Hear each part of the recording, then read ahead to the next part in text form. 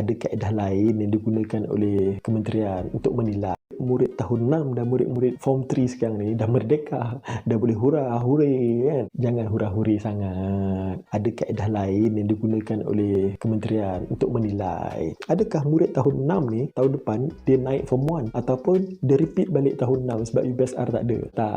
Tak akan berlaku macam tu.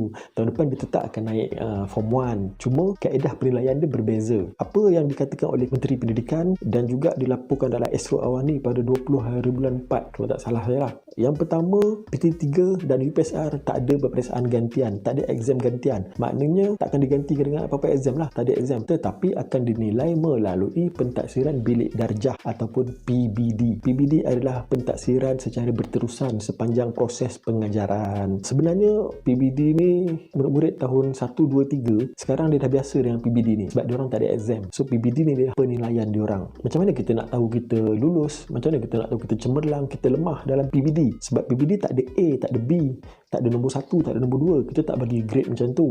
PBD dinilai melalui tahap penguasaan iaitu TP. Ada TP 1, 2, 3, 4, 5, 6. Yang paling tinggi TP 6, paling rendah TP 1. Nak mendapatkan TP 5, TP 6 ni yang tinggi ni adalah kriteria-kriteria dia. Apa yang murid-murid tu perlu buat untuk dapat TP tu.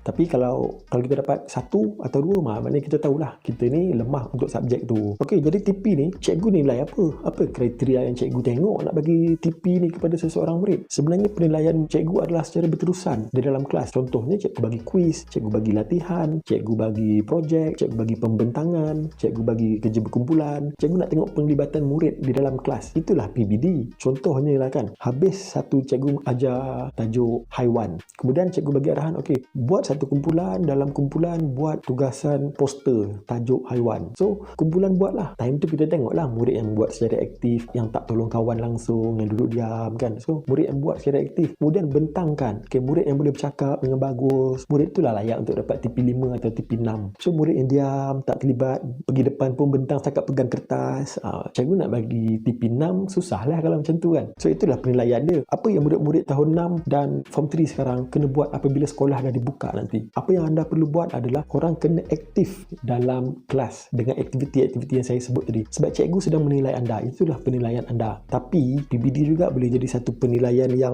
menyeluruh. Contohnya akhir tahun nak buat satu kuis tapi menggunakan secara dalaman, secara peringkat sekolah saja pun boleh juga PBD buat macam tu. Jadi murid-murid ni tadi dah melalui PBD, macam mana pula nak masuk ke sekolah menengah berasrama? Okey, yang dinyatakan oleh Menteri Pendidikan adalah mereka akan mencari satu kaedah yang sesuai, yang terbaik lah untuk mereka apply ke sekolah menengah. Mungkin kaedah dia adalah temuruga atau ujian bertulis, ujian online ke apa, mungkin lah nanti kementerian akan umumkan lah apa kaedah yang sesuai. Tetapi apa yang diberitahu oleh Menteri Pendidikan bukan hanya berteraskan kepada akademik. Kalau tak berteraskan akademik saja, confirm lah sumbangan lain pun dilihat. Pelibatan murid dalam co-curriculum, wakil sekolah, co-akademik dan sebagainya. Sijil-sijil yang dia collect masa tahun 4, tahun 5, benda tu lah akan menyumbang, akan membantu dia untuk masuk ke sekolah yang dipilih. Saya bagi situasi contoh lah. Kalau ada 1000 murid apply nak masuk sekolah asrama, tapi kuota yang dia nak 500. Okay, yang datang tu semua TP 5, TP 6. Macam mana panel penemuduga nak pilih yang terbaik? So, kriteria ni lah, tengok sijil, tengok pelibatan. Okey, akademik bagus, co-curriculum bagus, murid aktif.